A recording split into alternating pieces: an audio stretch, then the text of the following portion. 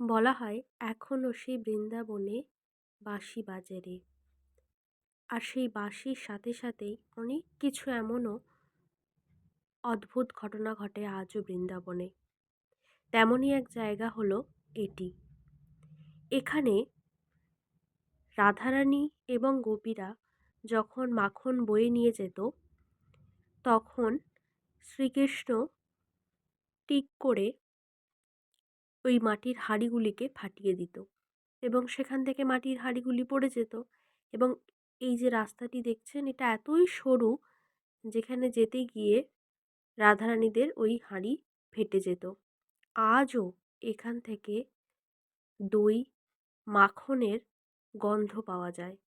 হ্যাঁ, ঠিকই, আজও এখান থেকে দই মাখনের গন্ধ এই জায়গাটি থেকে পাওয়া যায়।